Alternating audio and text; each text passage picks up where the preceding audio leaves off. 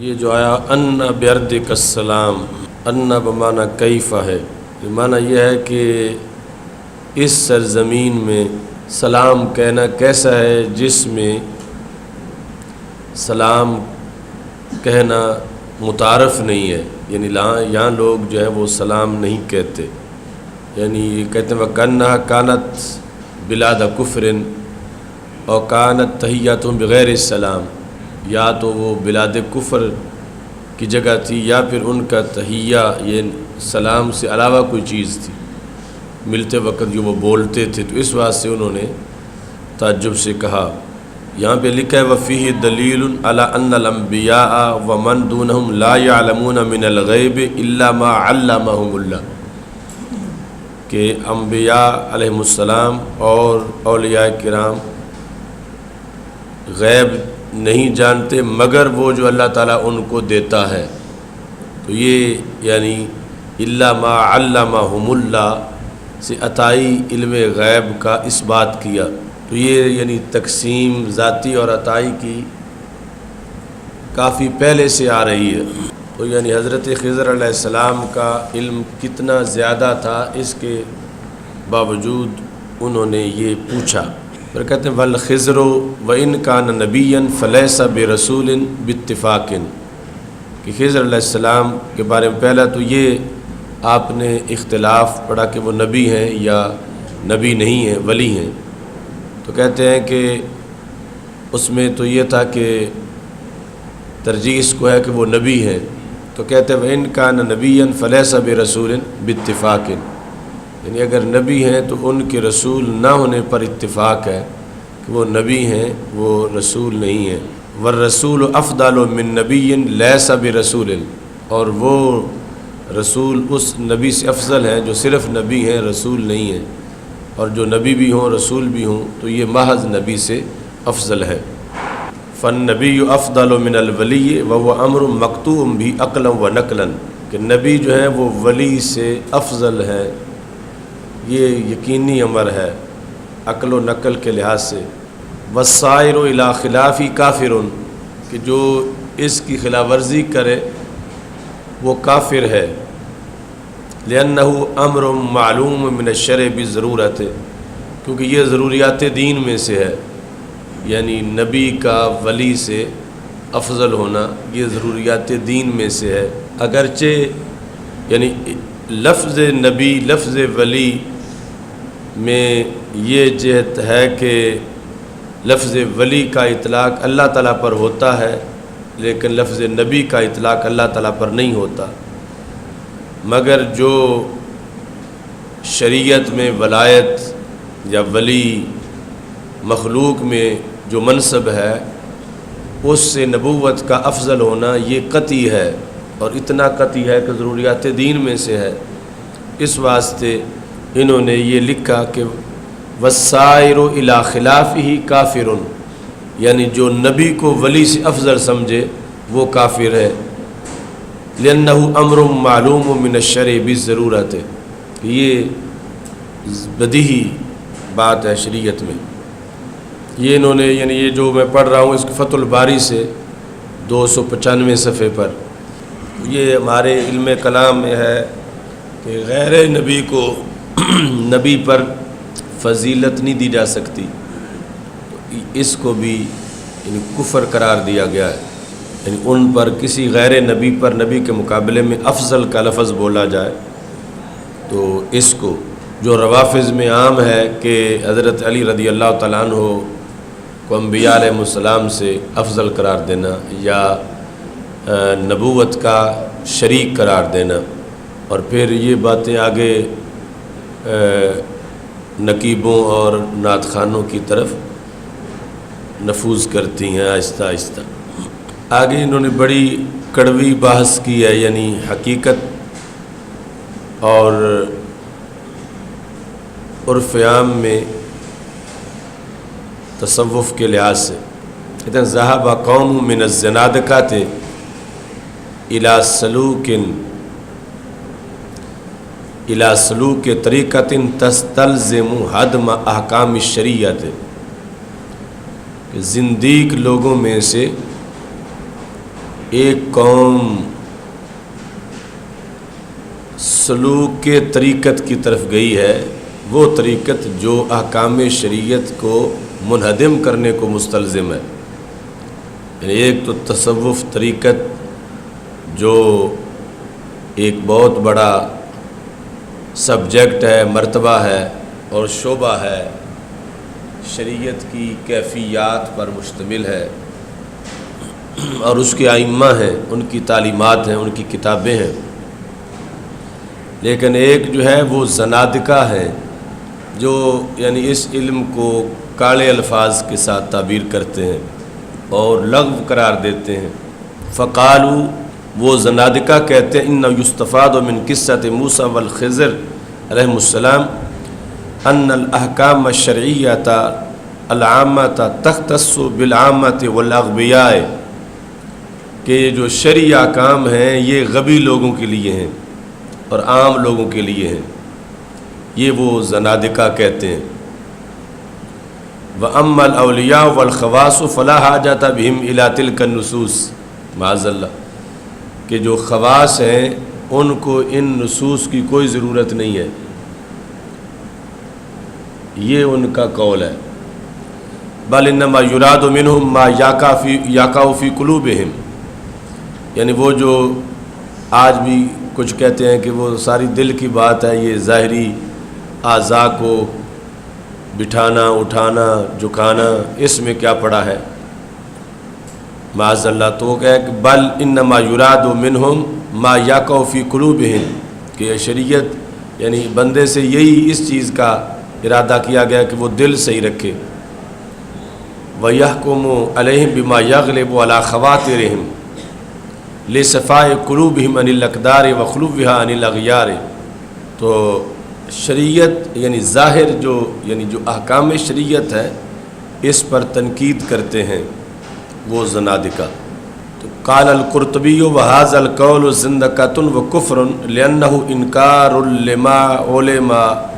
من الشرائع فإن الله قد أجرى سنته وأنفذ كلمته بأن أحكامه لا تعلم إلا بواسطة رسله السفراء بينه وبين خلقه المبينين لشرائعه وأحكامه الله يصطفي من الملائكة رسلا ومن الناس، اور اللہ تعالیٰ نے فرمایا اللہ أعلم حيث يجعل رسالات وأمر بطاعتهم في كل ما جاءوا به وحسن لا تعتهم، اس پر علم یقین ہے اور اجماع سلف ہے۔ یہ جملہ بڑا قابل غور ہے۔ فمن ادعا ان هناك طریقا اخرى ومن ادعا ان هناك طریقا اخرى يعرف بها امره ونهيه غیر الطرق التي جاءت به الرسل یستغنی بہا عن الرسول فہو کافر، یعنی جس بندے کا یہ یقین ہو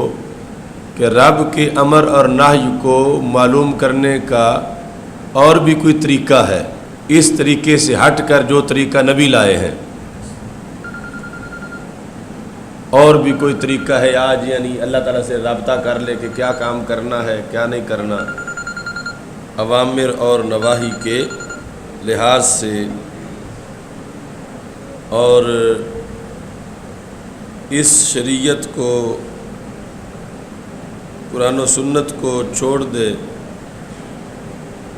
یا اس کو بھی رکھے اور ساتھ ساتھ وہ بھی جاری کر لے، یعنی اپنے لیے ثابت کر لے کہ اللہ تعالیٰ سے امر اور نہی معلوم کرنے کا میرے پاس ایک طریقہ ہے، کیا کرنا ہے، اللہ تعالیٰ مجھے حکم بھیج دیتا ہے کہ یہ کرنا ہے۔ وہ الہام علیحدہ چیز ہے، اللہ تعالیٰ مجھے حکم بھیج دیتا ہے کہ میں یہ کروں یا یہ نہ کروں۔ تو جس بندے کا یہ یقین ہو، فمن ادعا ان هناك طریقا اخرى یعرف بها امرہ ونہیہ، اس کے پاس ایک اور ذریعہ ہے، یہ قرآن و سنت سے ہٹ کر، جس سے وہ اللہ کے امر اور نہی کو پہچانتا ہے، غیر الطرق التی جات بها الرسل، यस्तगनी बिहा निर रसूल फ़हुवा काफ़िरुन युक़तलु वला युस्तताबु, उसको यानी तौबा का वक़्त नहीं दिया जाएगा। यानी ये है ज़िंदीक, वो काफिर है और उसको कत्ल कर दिया जाएगा। इन लफ्ज़ों से क्या साबित होता है? कहते हैं वहिया दावा तस्तलज़िमु इस्बात नबुव्वतिन बाद नबियना, यानी इस कार्रवाई से नबूवत साबित करता है वो अपने लिए। वहिया दावा तस्तलज़िमु इस्बात नबुव्वतिन बाद नबियना, इतना सख्त हुक्म है और इतना यानी ये कौल शरीयत पर इतना बड़ा हमला है, तो तसव्वुफ़ तो इतना खुशबूदार नूरानी रूहानी शोबा है, लेकिन बारीक दरमियान में यानी इस तरह कई साईं और कई ये वो यानी इस तरह साहिब मार्फत बन के बैठ जाते हैं। ये बातें यानी जो पढ़ी हैं, ये कहना शायद उनके लिए बड़ा आसान कई लोगों के लिए होता है। ऐसा राबता ये यानी खराफात जहालत रवाफिज से फिर आगे बढ़ती है। यानी कुफ़र जो है वो कुछ लोगों के लिए बड़ा ताज्जुब होता है कि इतने में क्या कुफ़र हो जाता है। यानी वो क्या समझ कुफ़र के सरसींग होते हैं, पता नहीं वो, या ईमान जो है वो चिमटा हुआ है कुफ़र के साथ, जुदा नहीं होगा उस बंदे के साथ। ईमान उस बंदे के साथ चिमटा हुआ है जो जुदा नहीं होगा। ये तमीद ईमान में आला हज़रत रहमतुल्लाह अलैह ने जिस वक़्त वो फतवा सादर किया था, तो लोग समझते हैं जैसे मेरी वल्दियत तब्दील नहीं होगी, जो वल्दियत है वही रहेगी। तो ईमान एक बार मैं ले आया तो फिर ईमान ने साथ ही रहना है, किधर जाना है। वो यानी जाते वक़्त माज़अल्लाह देर नहीं लगाता। वो यानी अगर उनके हालत शुक्र की बात हो तो वो दूसरों के लिए जायज़ नहीं कि वो बतौर इस्तिदलाल उसको पेश करें या उसको पढ़ें, क्योंकि इसको कहते हैं शतहियात ता के साथ, शतहियात। और जिस तरह को हदीस शरीफ है कि 3 हैं, जब तक वो सूरत हाल हो तो शरीयत का हुक्म नहीं लिखता, नाबालिग जब तक कि बालिग न हो जाए, मजनून जब तक कि सही न हो जाए, और सोया हुआ जब तक कि बेदार न हो जाए। तो वो उनकी उस हालत की बात है। तो अगर वो साहिब शतहियात है तो दूसरों के लिए जायज़ नहीं कि वो कौल शरीयत के ख़िलाफ़ पेश करे। और इस शतहियात के शतहियात होने पर इब्न क़य्यिम ने भी कौल किया है, यानी इलामुल मुवक्किन के अंदर उसने तस्लीम किया है कि शतहियात बुज़ुर्गों के होते हैं। तो लेकिन ये नहीं कि शतहियात के आड़ में कोई कुफ्रियात जो है वो करे, वो अलहदा चीज़ है शतहियात। यानी ख़त्म नबूवत पे हमला माज़अल्लाह कितने उसके ख़तरात हैं। ये ज़रूरी नहीं कि वो माज़अल्लाह ज़ुबान से ये कहे मैं नबी हूँ, या ज़ुबान से ये कहे मुझ पे वही उतरती है। इसके बिल माना जो जुमले मैंने आपके सामने पढ़ के सुनाए हैं, उन पर हुक्म लग जाता है कि इसने गोया कि दावा नबूवत कर दिया। इस वास्ते इन सबसे ख़तरनाक चीज़ ज़ुबान है कि जो फिसलती है तो माज़अल्लाह इंसान कहाँ गिरता है कि कदमों का फिसला हुआ वहाँ नहीं पहुँच गिरता जहाँ ज़ुबान का फिसला हुआ पहुँच जाता है माज़अल्लाह। अपनी ज़ुबान पर इस वास्ते पहरा ज़रूरी है। और ये जो इस तरह के शरीयत और तसव्वुफ़ से नाबलद इस तरह की बातें करते हैं, उनका मुहासबा भी ज़रूरी है। फ़मनिद्दा अन्न हुनाका तरीक़न उख़रा यारिफ़ु बिहा अमरहु व नहयहु गैर तुरुकिल्लती जात बिहा रुसुलु यस्तगनी बिहा अनिर रसूल फ़हुवा काफ़िरुन युक़तलु वला युस्तताबु। وہی دعویٰ تستلزم اثبات نبوت بعد نبینا لأن من قال انہ یأخذ عن قلبہ، جو یہ کہتا ہے کہ میں تو اپنے دل سے ہی حکم لیتا ہوں، لأن الذی یقع فیہ ہوا حکم اللہ، جو میرے دل میں آئے وہی اللہ کا حکم ہے، وأنہ یعمل بمقتضاہ، اور جو دل میں آئے میں اس کے تقاضے کے مطابق عمل کرتا ہوں، میری وہی شریعت ہے، من غیر حاجت منہ الی کتاب ولا سنت، میں کتاب و سنت کا محتاج نہیں ہوں، فقد اثبت لنفسی خاصۃ النبوت، اس نے اپنے آپ کے لیے معاذ اللہ خاصہ نبوت ثابت کیا، کما قال نبینا صلی اللہ علیہ وسلم، یہ تو نبی پاک صلی اللہ علیہ وسلم کی شان ہے، فرماتے ہیں ان روح القدس نفث فی روعی، روح قدس نے میرے دل میں ڈال دیا۔ تو یہ غیر نبی جب ایسی بات کرے تو یہ جرم ہے۔ اب یہ ساری بحث جہاں سے شروع ہوئی ہے وہ اس سے علم کے دو دائرے بیان کیے گئے، اور اس سے آگے غلط استدلال جو تھا اس کے انہوں نے مفاسد بیان کیے کہ اس قصے سے کچھ لوگ یہ رستہ آگے سے نکالتے ہیں اسی قصے سے، اور یہ سارے کا سارا جو اس میں واقعہ ہے وہ اس بات کی دلیل ہے کہ حسن و قبا شریعت پر موقوف ہے، عقل پر نہیں ہے۔ حسن و قبا چونکہ تینوں کام جن سے روکا گیا، عقل تو یہی کہتی تھی کہ ایسا نہیں ہونا چاہیے، تو ہمارے نزدیک جو ہے وہ حسن و قبا شرعی ہے، آگے عقل کو سمجھ آئے تو فابہا، نہ آئے تو پھر بھی کام وہی ہوگا جو شریعت نے کہا ہے، اگرچہ عقل کو اس کی سمجھ نہیں آ رہی، عقل اس کو حسین نہیں سمجھ رہی، پھر بھی حسن وہی ہے۔ شریعت نے جس کو قبیح کہہ دیا، عقل کو جائز نہیں کہ اس کے کلمے پڑھے، اس میں ضرور حسن ہے جس تک عقل نہیں پہنچ رہی، حسن اسی میں ہے جو اللہ تعالیٰ نے فرمایا اور اللہ کے رسول صلی اللہ علیہ وسلم نے فرمایا ہے۔ یہ جملہ جو بطور خاص ہے حضرت موسیٰ علیہ السلام سے خضر علیہ السلام نے کہا انی علی علم من علم اللہ علمنیہ لا تعلمہ انت، مجھے ایک علم وہ آتا ہے جو آپ کو نہیں آتا، وانت علی علم علمکہ لا اعلمہ، اور تم ایسے علم پر ہو جو رب نے تجھے دیا ہے وہ میں نہیں جانتا۔ تو یہاں سے یعنی زنادقہ نے اپنا رستہ بنایا، یہ جو عبارتیں آگے پڑھی۔ تو اب اگر وہ بات لی جائے تو معاذ اللہ پھر کہ یہ لازم آئے گا کہ حضرت موسیٰ علیہ السلام نبی تھے مگر روحانیت نہیں تھی،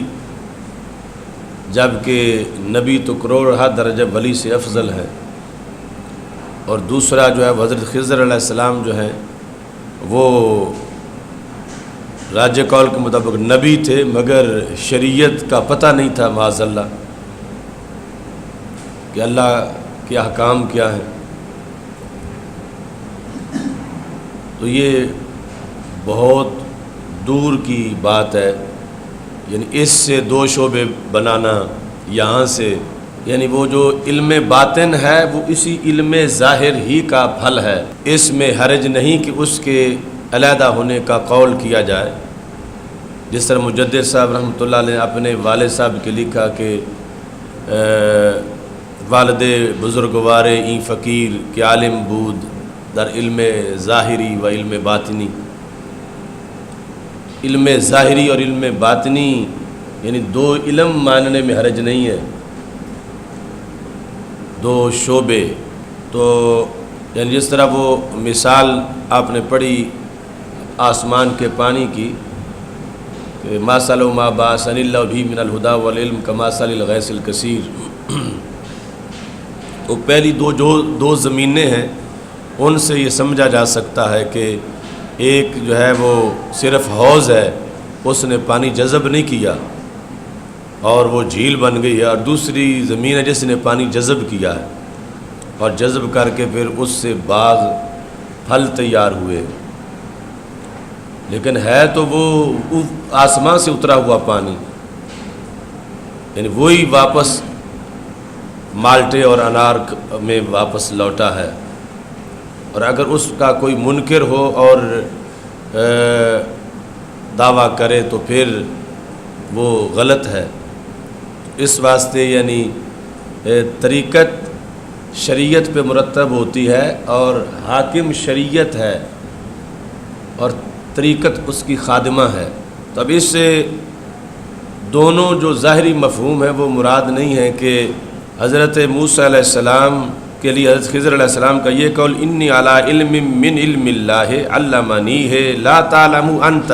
اس سے مراد لے کر روحانیت اور تصوف اور علم باطن اور حضرت موسیٰ علیہ السلام کو معاذ اللہ اس سے محروم قرار دیا جائے تو یہ ہرگز جائز نہیں ہے۔ اور دوسری طرف حضرت خضر علیہ السلام ان کو یعنی یہ جو شریعت کے احکام ہے اللہ کی طرف سے ان سے معاذ اللہ محروم قرار دیا جائے ایسا جائز نہیں ہے۔ تو پھر ہے یہ کیا، یعنی اس میں انہوں نے کہا کہ اللہ نے کچھ اسرار و رموز جو چیزوں کے ہیں رب نے مجھے وہ سبجیکٹ دیا ہے، بتائے ہیں، مثلا جس طرح آگے 3 کاموں میں وہ بات ظاہر ہوئی۔ تو اب ایک شخصیت اگرچہ اس کے ہزارہا علوم ہے، اس میں سے کچھ کو مختص کر کے رب دوسرے کو دے دے، دوسری شخصیت کو، اس سے یہ نہیں کہ وہ کوئی علیحدہ شعبہ ہے اور پہلا اس سے بالکل جو ہے وہ محروم ہے، یعنی حضرت موسیٰ علیہ السلام اعلیٰ درجے کی نبوت، یعنی نبوت ہوتی اعلیٰ ہے، ساتھ اس کے ولایت اور یہ ساری چیزیں موجود تھیں، لیکن کچھ اسرار و رموز رب نے اس کا اسپیشلسٹ حضرت خضر علیہ السلام کو بنایا۔ اور ادھر سے جو شریعت کے احکام مطلقاً تو حضرت خضر علیہ السلام بھی سب کچھ جانتے تھے ظاہر کے لحاظ سے بھی، اور کیا اللہ تعالیٰ کے احکام ہیں، لیکن یہ موسیٰ علیہ السلام ابھی پہلی ان سے ملاقات ہوئی ہے، تو اللہ نے انہیں جو دین دیا ہوا ہے اس دین کے اندر جو احکام ہیں وہ ابھی حضرت خضر علیہ السلام تک ان کا ابلاغ نہیں ہوا، تو یہ نہیں کہ مطلقاً وہ ظاہر سے محروم ہیں، اللہ تعالیٰ نے ان پر جو وحی نازل کی ہے اور انہوں نے آگے وہ پہنچانی ہے تو پہنچائیں گے تو پھر ان کو پتہ چلے گا۔ انہوں نے کہا کہ تمہارے پاس ایک وہ علم ہے جو تم جانتے ہو میں نہیں جانتا، اور میرے پاس ایک وہ علم ہے جو میں جانتا ہوں آپ نہیں جانتے، تو اس سے یعنی یہ اس کی تشریح ہے جس میں دونوں کے مرتبہ و مقام کا بھی ادب ہے اور احترام ہے، اور شریعت سے بغاوت کا بھی کوئی رستہ نہیں نکلتا کہ مطلقاً ایسے 2 شعبے بنا دیے جائیں کہ جس میں ہر جو ظاہری علم پڑھنے والا ہے اس کو معاذ اللہ اس کے اسرار و رموز اور روحانیت کے لحاظ سے خبر نہ، اور اس کو روحانیت کو اس کے مقابلے میں ایک اپوزیشن قرار دیا جائے کہ اس تقسیم سے مراد یہ تقسیم ہے، تو ایسا ہرگز نہیں ہے۔ یعنی حضرت موسیٰ علیہ السلام روحانی چوٹی کے تھے اور چونکہ اللہ کے نبی تھے، اور حضرت خضر علیہ السلام یہ نہیں ہے کہ آج کی علماء جو ہیں یہ ظاہر کی تعلیم رکھیں اور ان کو ظاہر کا پتہ نہ ہو، تو اتنی بڑی ہستی ہوتے ہوئے تو اس طرح کی تقسیم اخذ کرنا یہاں سے یہ درست نہیں ہے۔ اس پر انہوں نے پھر آگے ساری وضاحت کی، لکل آیت ظہر و باطن، تو علم باطن کا لفظ بولنا، علم باطن کا شعبہ ماننا یہ شریعت میں جائز ہے، اور وہ مرتب اسی ظاہر پر ہوتا ہے اور اسی کی آگے شاخیں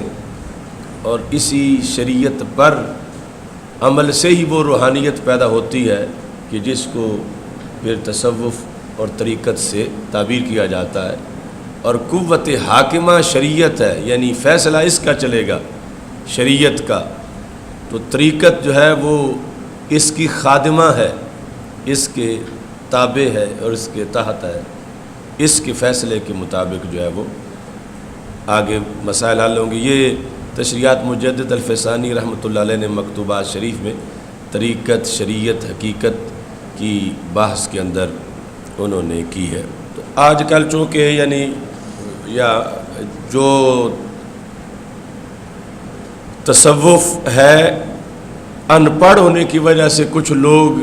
اس کا دعویٰ کر لیتے ہیں۔ وہ ایک شاہ صاحب کہتے ہیں کہ جو ضرورت کے کپڑے اتار دے یا ضرورت سے زیادہ پہن لے تو اس میں لوگ تصوف سمجھتے ہیں، یعنی خطرہ آگے کتنا ہے کہ معاذ اللہ بندہ زندیق بن جائے، اور خطرہ کتنا ہے کہ اس کے کھاتے میں دعوی نبوت آ جائے اور یقتل ولا یستتاب تک پہنچ جائے، اور اپنی طرف وہ دھواں لگا کے تو بیٹھا ہے اور رازدان بنا ہوا ہے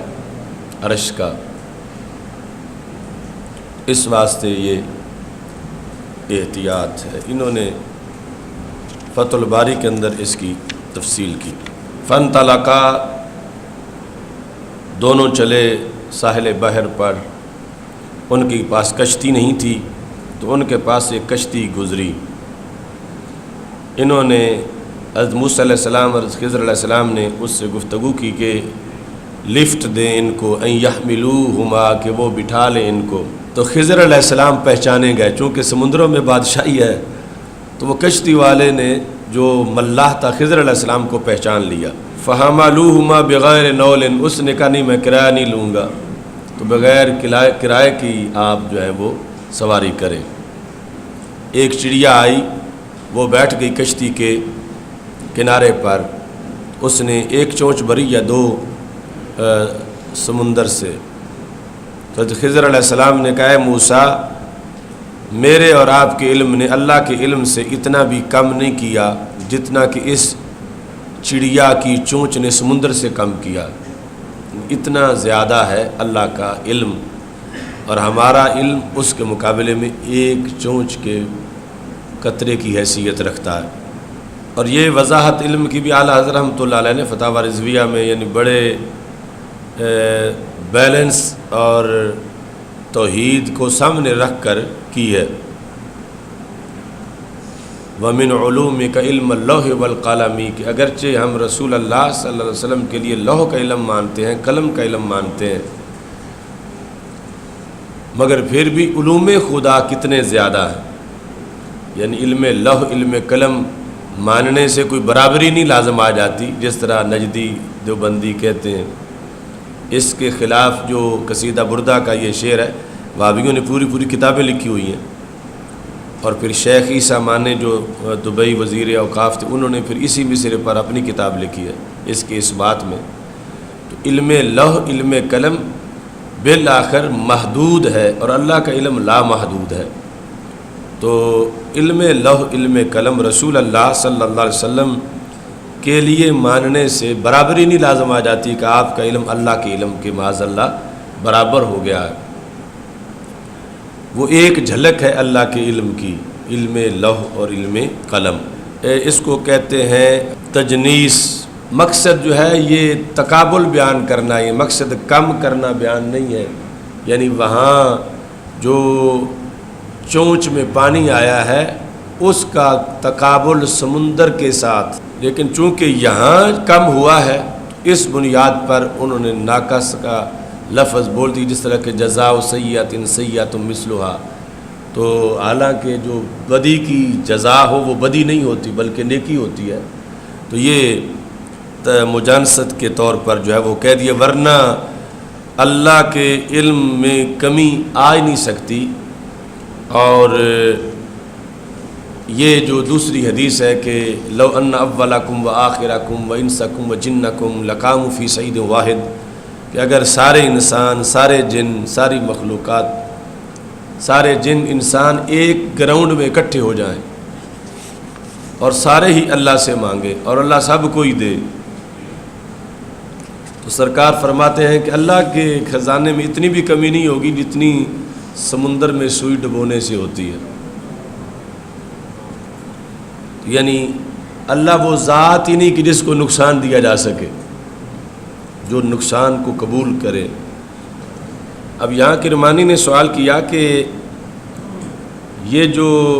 چونچ والی پانی ہے اور ادھر سمندر ہے تو یہ نسبت ہے متناہی کی طرف، اور ان دونوں کے علم کی جو نسبت ہے وہ تو ہے متناہی کی غیر متناہی کی طرف، ان دو ذاتوں کی۔ تو انہوں نے کہا المقصود منہ التشبیہ فی القلۃ والحقارۃ لا المماثلۃ من کل الوجوہ۔ یہ جو ہے وہ تشبیہ صرف قلت اور حقارت میں دی گئی ہے، ہر وجہ سے مماثلت مراد نہیں ہے۔ یہ جو دوسری جگہ قانون ہے کہ مثال میں اضطراد شرط نہیں ہوتا، مثال میں اضطراد شرط نہیں ہوتا، آسان سمجھنے کے لیے کہ اضطراد شرط ہونے کا یہ مطلب ہے کہ جب تم زید کو شیر کہو تو پھر زید کی دم بھی ثابت کرو، چار ٹانگیں بھی ثابت کرو۔ کوئی یہ کہ تم تو اس کو شیر کہہ رہے ہو تو جھوٹ بولو، کہاں ہے اس کی دم، کہاں اس کی چار ٹانگیں؟ تو یہ کہنے والا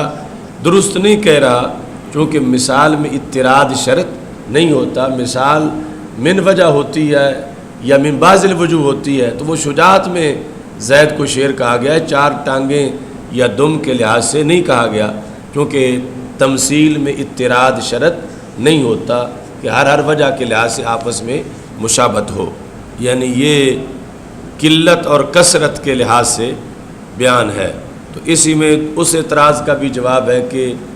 یہ نقص کے لحاظ سے بیان نہیں ہے بلکہ قلت اور کثرت کے لحاظ سے بیان ہے، اور یہ جو قلیلین کے پاس ہے یہ اس کی نفی نہیں ہوگی اللہ کے علم سے، وہ اللہ کے پاس بھی ہے، اور یہ قلت اور کثرت کا آپس میں بیان ہے۔ اچھا جی، تو حضرت خضر علیہ السلام نے کشتی کی تختیوں میں سے ایک تختی کی طرف ارادہ کیا، ایک تختے کی طرف، اس کو اتار دیا۔ تو حضرت موسیٰ علیہ السلام نے کہا کہ ایسی قوم جنہوں نے ہمیں لفٹ دی ہے بغیر کرائے کے، آپ نے ان کی کشتی کا پھٹا ہی توڑ دیا ہے۔ لِتُغْرِقَ أَهْلَهَا، سان ڈوبو وہ ہونا یعنی یہ مرتب ہو رہا ہے آگے، پھٹا توڑ کے ڈوبنا ہے سان۔ لِتُغْرِقَ أَهْلَهَا، تاکہ آپ توڑ دیں، ڈبو دیں اہل کو، اہل سفینہ کو۔ یعنی یہ ہے لام انجام، مطلب یہ کہ آپ نے تو یہ اس لیے نہیں توڑا کہ ڈوبیں، یعنی یہ حضرت موسیٰ علیہ السلام بھی مان رہے ہیں کہ یہ آپ اس لیے تو آپ نے نہیں توڑا، مگر اس پر مرتب یہ ہو جائے گا۔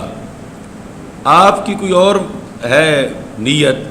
لیکن جب پھٹا ٹوٹ گیا تو پانی داخل ہو جائے گا، پانی داخل ہو گیا تو لوگ کشتی بیٹھ جائے گی تو بندے مر جائیں گے۔ لِتُغْرِقَ أَهْلَهَا، یہ لام عاقبت ہے کہ اگرچہ تمہاری نیت یہ نہیں ہے لیکن مرتب اس پر یہ بات ہو جائے گی۔ یہ ویسے جس طرح لِيَكُونَ لَهُمْ عَدُوًّا وَحَزَنًا، کہ وہ حضرت موسیٰ علیہ السلام کی پرورش فرعون کر رہا تھا، مرتب اس پہ ہونا تھا کہ موسیٰ علیہ السلام نے دشمنی کرنی ہے اس سے، نہ وہ اس ارادے سے کر رہا کہ میں اپنے دشمن کو پرورش دوں، اس کا یہ ارادہ نہیں تھا، لیکن آگے مرتب اسی چیز نے ہونا تھا اس کے اوپر۔ تو اس پر یہ بات جو ہے وہ بیان کی گئی، لِيَكُونَ لَهُمْ عَدُوًّا وَحَزَنًا، یعنی اتنا فرق پڑتا ہے۔ یہ ہمارا یعنی مسئلہ توحید میں ان لوگوں سے جھگڑا ہے جو شان ولایت کے لحاظ سے انہوں نے کہا کہ اگر لوگ مزارات اولیاء پہ چلے جائیں گے تو ماذا یبقى للہ تعالیٰ، اللہ کے لیے کون بچے گا؟ یعنی ان کی یہ سوچ ہے کہ محلے کی دکان پر توحید کو قیاس کر رہے ہیں کہ ایک دکان ہو تو گاہک زیادہ ہوں گے، 10 کھول جائیں تو گاہک گھٹ جائیں گے۔ تو جو نقصان قبول کرے وہ تو اللہ ہے ہی نہیں جسے نقصان دیا جا سکے، اور ان کے نزدیک جو ہے وہ توحید یا تو دفتر پر قیاس کرتے ہیں کہ ملازم نہ آئیں تو دفتر بیٹھ جائے گا شفاعت کے مسئلے کا رد کرتے ہوئے معاذ اللہ، اور یا پھر یہ اولیاء سے روکنے کے لیے اس پر کہ دکان پر قیاس کرتے ہیں۔ تو یہ لام عاقبت ہے، ورنہ خود کچھ دھماکوں والے استدلال کر لیں گے اس سے، اگر لام عاقبت نہ ہو کہ دیکھو وہ بھی لوگوں کو مارنے کے لیے یہ کر رہے تھے کہ پھٹا توڑ دیا تاکہ لوگ مریں، تو یہ استدلال درست نہیں ہے، کیونکہ یہ لام جو ہے وہ لام عاقبت ہے۔ لِتُغْرِقَ أَهْلَهَا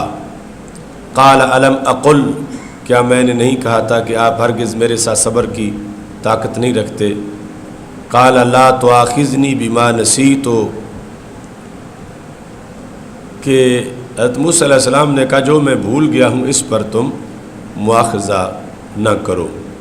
تو یہ پہلی بات جو ہے وہ نسیانن تھی۔ فَانْطَلَقَا، چلے، تو ایک غلام یعنی بچہ کھیل رہا تھا بچوں کے ساتھ، تو حضرت خضر علیہ السلام نے اس کا سر پکڑا اوپر سے، تو فَقْتَلَعَ رَأْسَهُ بِيَدِهِ، یعنی جس طرح بوتل کا ڈھکن اتارا جاتا ہے اس طرح کر کے اس کا سر جو ہے وہ جدا کر دیا۔ یہ جو تم کلا کما بولتے ہو لفظ وہ ہے، فَقْتَلَعَ رَأْسَهُ بِيَدِهِ، ہاتھ سے اس کا سر جو ہے وہ اتار دیا۔ حضرت موسیٰ علیہ السلام نے کہا کیا تم نے ایک بے گناہ نفس کو، ایک اچھی جان کو بغیر نفس کے تم نے قتل کر دیا، یعنی یہ قصاص کا مسئلہ نہیں تھا۔ قال الم اقل لک انک لن تستطیع معی صبرا، تو اب ادھر سے گفتگو میں بھی شدت آئی، یعنی ترقی ہوئی۔ پہلے صرف اتنا کہ الم اقل، اب الم اقل لک، میں نے آپ سے نہیں کہا کہ آپ نہیں صبر کر سکیں گے۔ پہلے صرف الم اقل تھا، کیا میں نے نہیں کہا، آگے انا کا ہے، لیکن اب الم اقل لک، میں نے آپ سے نہیں کہا انک لن تستطیع معی صبرا۔ تو یہ یعنی پہلے جو کہا تھا اس سے اب بات آگے بڑھ گئی ہے۔ اس واسطے ابن عیینہ نے کہا ھذا اوکاد، یہ پہلے سے زیادہ تاکید ہے کیونکہ اس میں لاکا آ گیا ہے، لاکا۔ فانطلقا، دونوں چلے یہاں تک کہ جب اہل قریہ کے پاس آئے، استطعما اہلہا، ان سے تقاضا کیا کھانے کا، فابوا، انہوں نے انکار کر دیا اس سے کہ ان دونوں کی ضیافت کریں۔ فوجدا فیہا جدارا، دونوں نے اس میں ایک دیوار پائی، یرید ان ینقض، تو یہ جملہ ہے فعلیہ، نکرہ کے بعد اس کی صفت ہے، ایسی دیوار جو گر جانے کا ارادہ کر رہی تھی۔ فاقاما، تو ان دونوں نے اس کو کھڑا کر دیا۔ تو یہ قرآن مجید میں دلیل ہے کہ بے جان چیز بھی ارادہ کر سکتی ہے۔ ویسے تو ارادہ جو ہے زیرو کا کام ہے، تو یہاں دیوار ارادہ کر رہی تھی کہ میں گر جاؤں، یعنی تھوڑی ٹیڑھی ہوئی تھی۔ تو یہ ہماری دلیل ہے اس میں، اس مسئلے میں، احد جبل یحبنا ونحبہ، احد پہاڑ ہے مگر ہم سے پیار کرتا ہے۔ دیوبندی وہابی نجدی کہتے ہیں پہاڑ میں پیار کرنے کی صلاحیت کیسے آ سکتی ہے؟ ہم کہتے ہیں کہ اگر دیوار ارادہ کر سکتی ہے تو پہاڑ پیار بھی کر سکتا ہے، چونکہ دیوار یہاں پر ارادہ کر رہی تھی کہ میں گر جاؤں، یعنی لفظ ارادہ تو ہے نا، آگے اس کا معنی جو بھی ہو، یعنی مطلب یہ نہیں ہے کہ مجاز ہے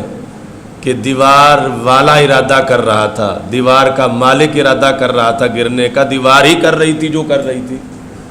ایسے ہی یعنی وہاں پہاڑ خود پیار کرتا ہے، نہ کہ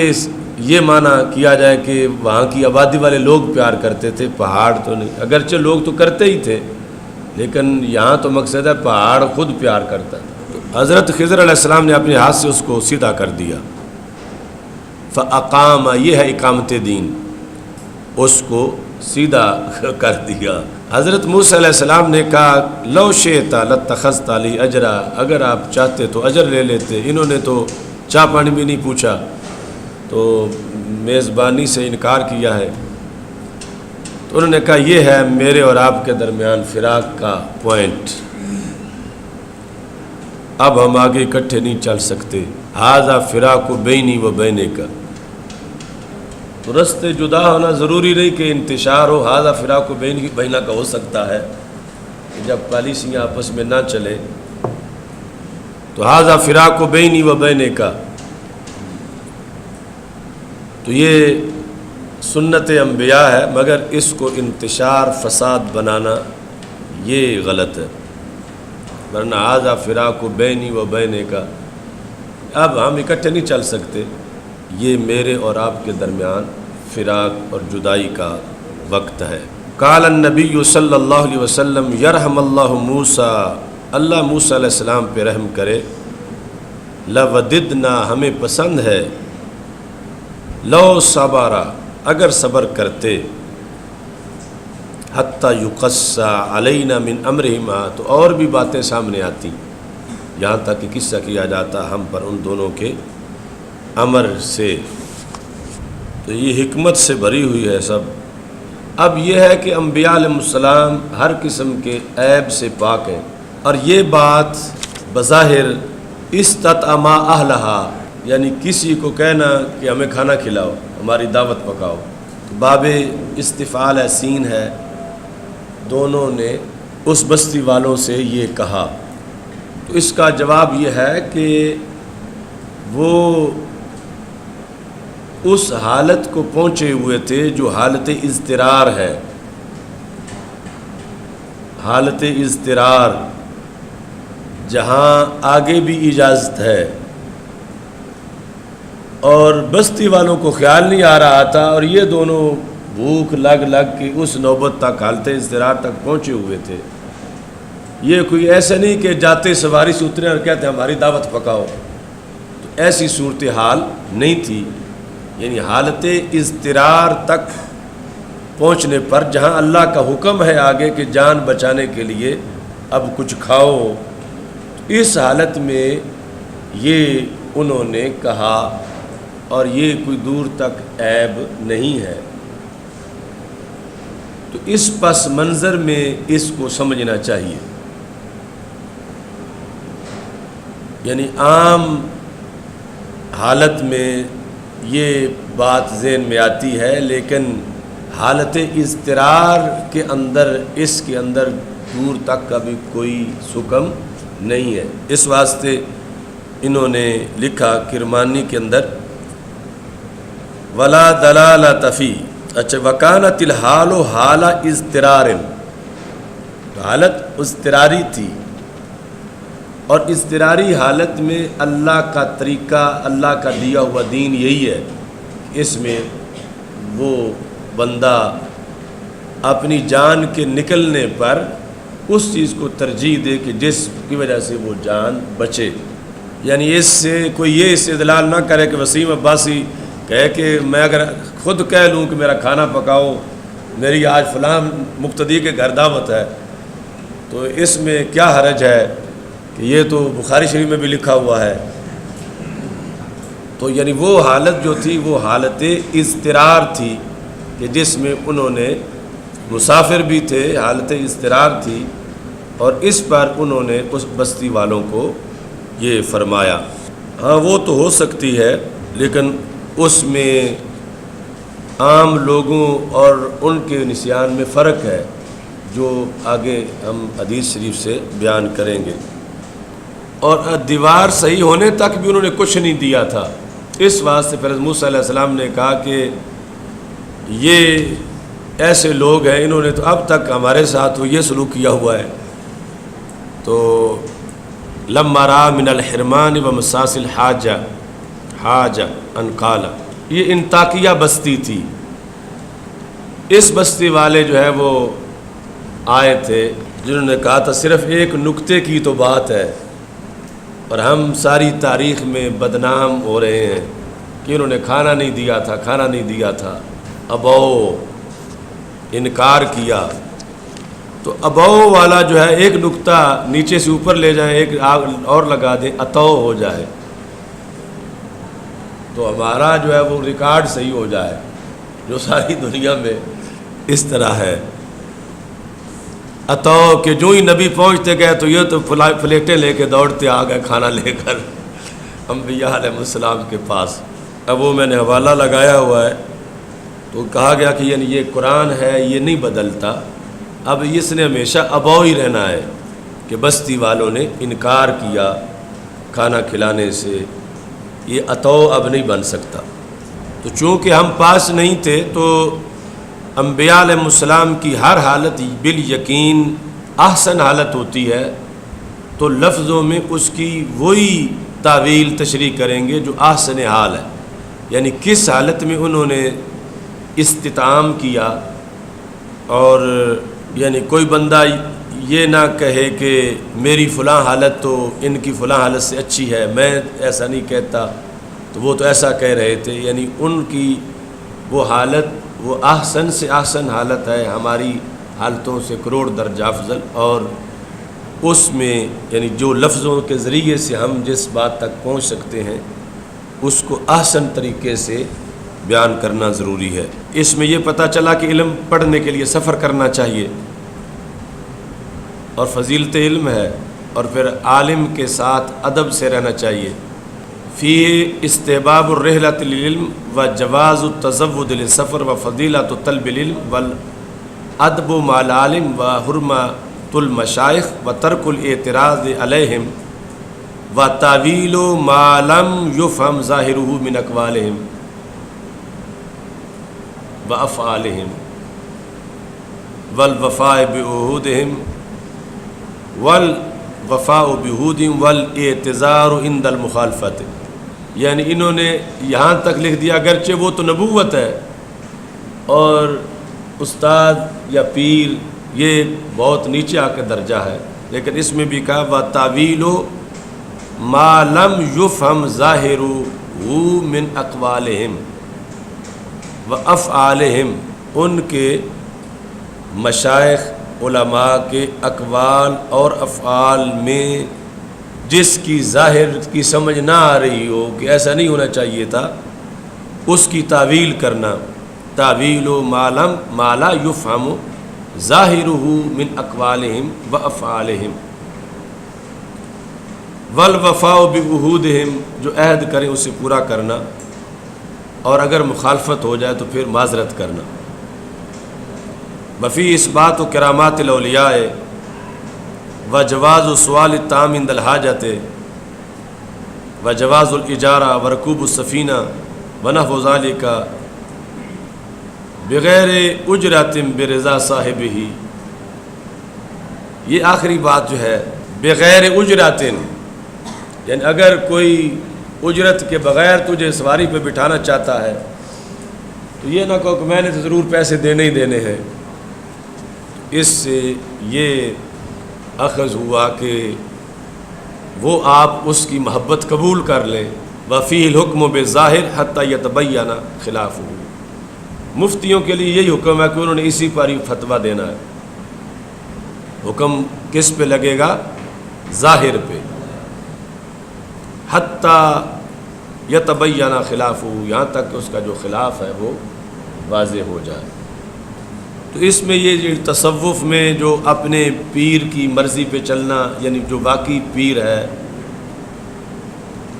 یعنی وہ یہ ساری چیزیں جو انہوں نے لکھی ہوئی ہیں اسی سے ماخوذ ہیں. اور مرید میں حمزہ سلب کا مانتے ہیں کہ مرید وہ ہے جس کا اپنا ارادہ ہی کوئی نہ ہو. باب افعال میں حمزہ سلب کا ہوتا ہے نا، تو ارادہ یرید سے مرید، یعنی مرید وہ ہے جس کا اپنا ارادہ کوئی نہ ہو، اپنے پیر کے ارادے میں وہ فنا ہو گیا ہے. اور یہ جو اپنا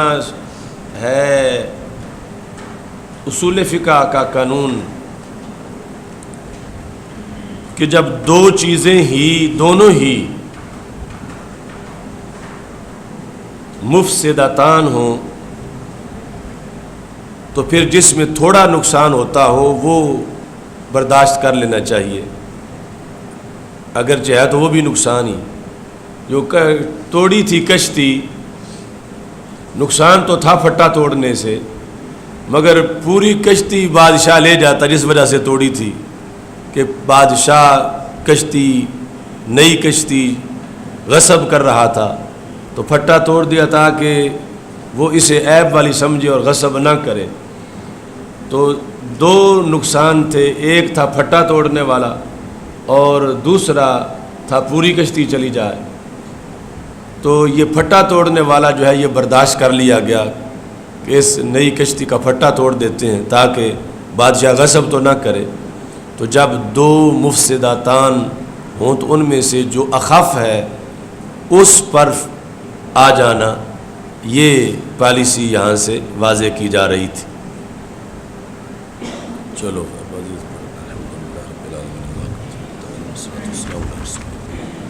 استغفر اللہ لا الہ الا اللہ لا شریک له وله الحمد